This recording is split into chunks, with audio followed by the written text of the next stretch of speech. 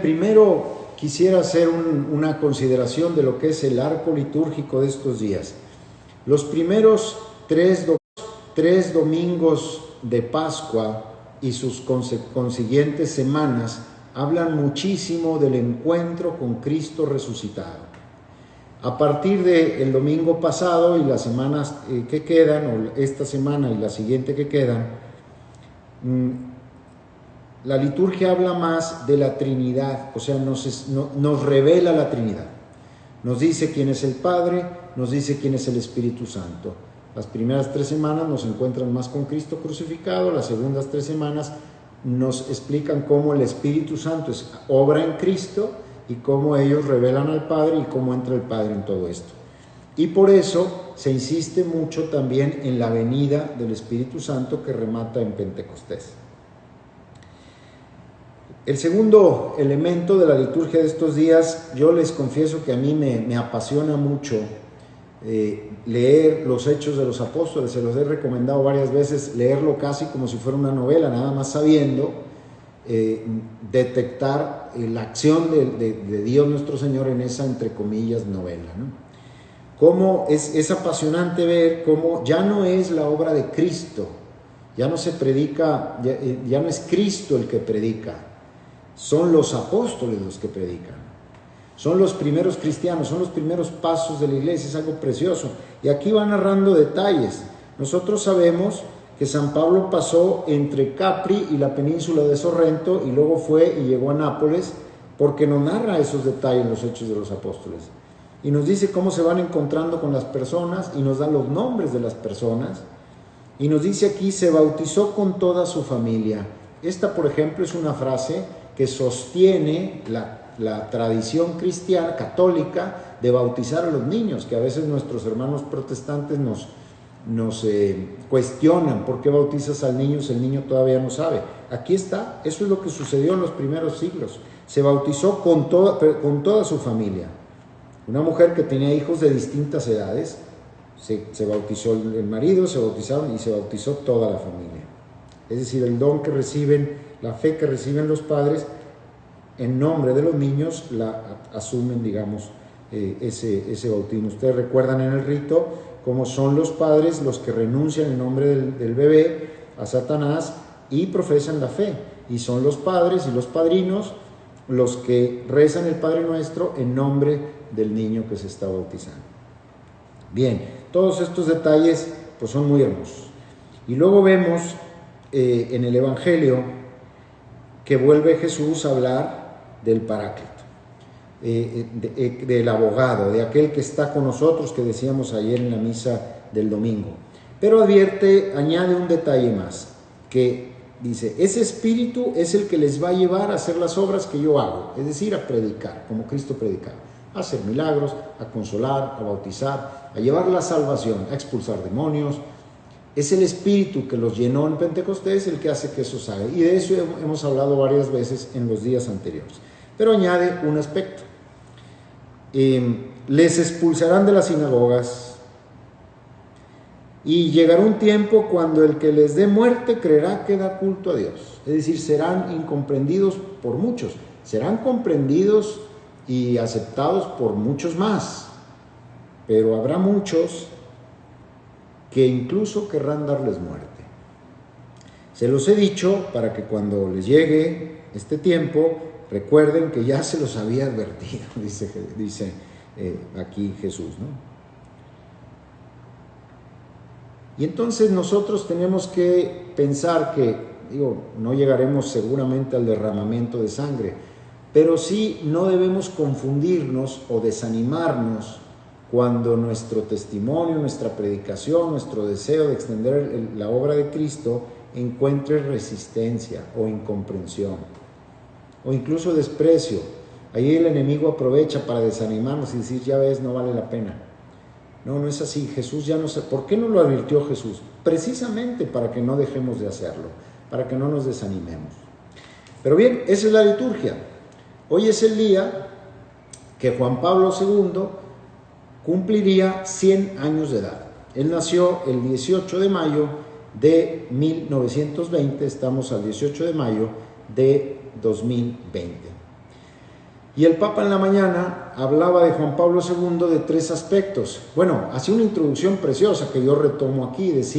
Tomaba una frase de la Escritura que decía: Dios ha sido bueno con su pueblo. Dios siempre ha sido bueno con su pueblo. Y ha mandado profetas y ha mandado mensajeros, y por eso dice la Escritura también: dichosos son los pies del mensajero que anuncia la paz.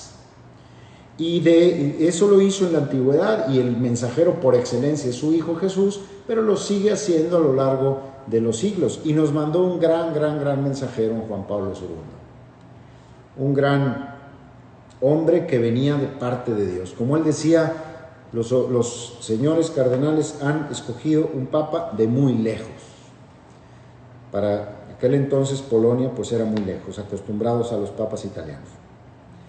Y el Papa decía que él subrayaba 3 aspectos de la vida de Juan Pablo II, que yo rápidamente retomo. El primero, un hombre de oración. A mí me tocó verlo en una capilla pequeñita donde él celebraba su misa. Éramos 40 personas y él nada más.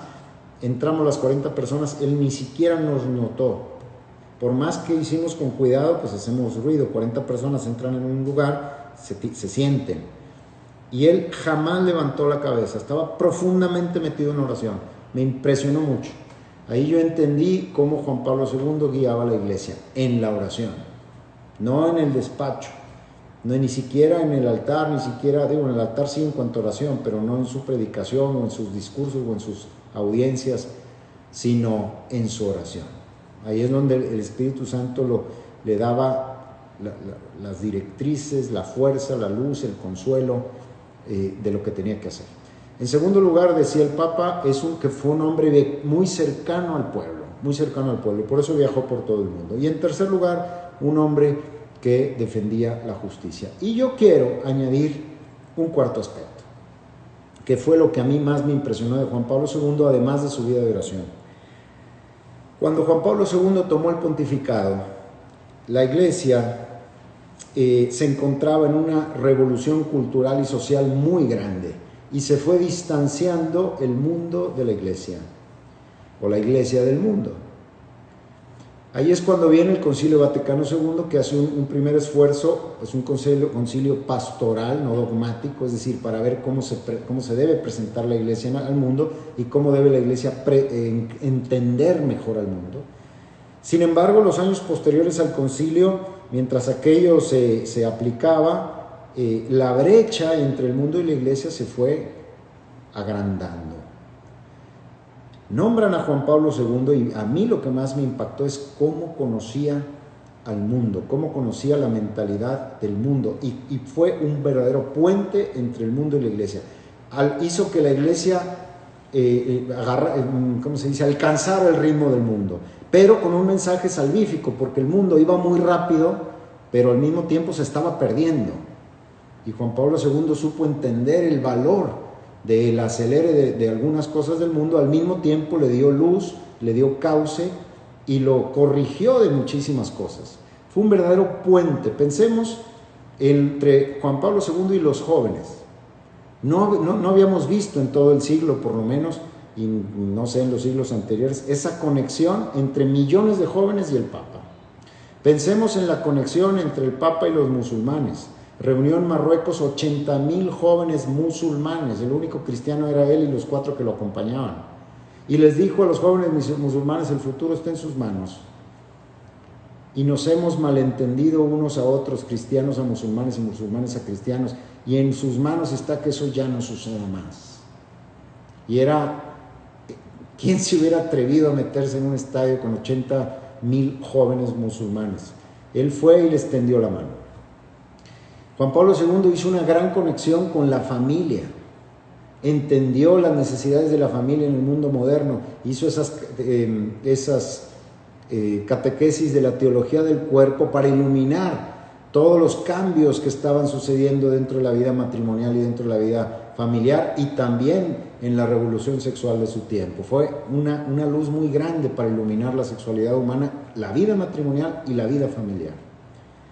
Hizo un vínculo que se estaba separando ahí, un vínculo extraordinario, un vínculo también con las iglesias orientales, que ya lo había empezado Juan 23 y Pablo VI, pero Juan Pablo II le dio un impulso muy grande. Y luego un gran vínculo con la política de su tiempo. Hizo grandes trabajos con Gorbachev, con Reagan, con Margaret Thatcher, con todos los líderes políticos de su época. No digamos con los italianos. Y todo esto es porque él sufrió consecuencias de la Segunda Guerra, las persecuciones de los nazis, las persecuciones después del mundo comunista, todo eso lo sufrió en carne propia. Fue obrero y entendió muy bien el mundo del trabajo, hizo teatro, arte, entendió muy bien todo el arte. Fue también, ¿cómo se llama? Guía pastoral de las familias, por eso lo que decíamos también de las familias, y entendió muy bien lo que el corazón del hombre estaba necesitando, y por eso a través del teatro él mandaba este mensaje de libertad a su pueblo, que era un pueblo oprimido.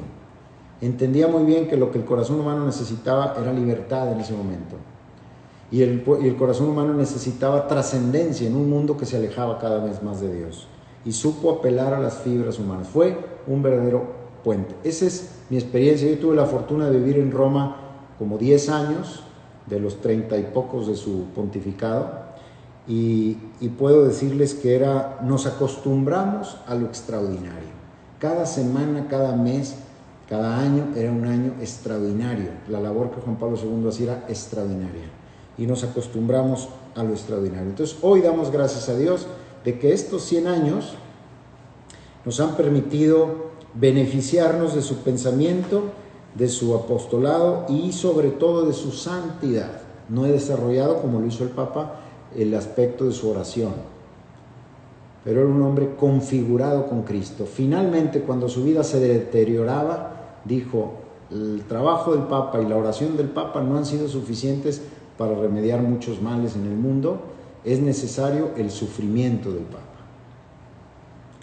Y por eso no le dio ninguna vergüenza mostrarse sufriente muchas veces en sus audiencias. Murió, o la última vez que lo vimos, más bien, estaba haciendo un esfuerzo muy grande para hablar, no pudo hablar. Recuerdan ustedes, en el balcón de la Plaza San Pedro quiso dar el Ángelus, no pudo. Y de ahí ya nunca más lo volvimos a ver. Hasta el último momento, hasta el último aliento lo dio por la iglesia y por el mundo. Un hombre santo, un hombre que amaba a Jesucristo, un hombre que amaba a la Virgen María, que amaba a la iglesia y que amaba a cada una de las personas que el Señor le había encomendado. Entonces, estos son su legado. No solamente nos llega hasta ahora. Yo estoy convencido de que va a seguir alimentando a la iglesia por los próximos 100, 150 años. Es demasiado rico su legado. Vamos pues a dar gracias a Dios en esta misa por Juan Pablo II, y yo quisiera invitar a todos, y es una consigna que yo tengo en mi corazón, de seguir enriqueciéndonos con su legado, con sus textos, con sus discursos, con sus homilías, con su ejemplo, con los actos que hizo, porque todo eso es una orientación que nos dio a todos, que nos lleva a una vida mucho más plena y mucho más rica en lo social, en lo espiritual y en lo familiar. Amén.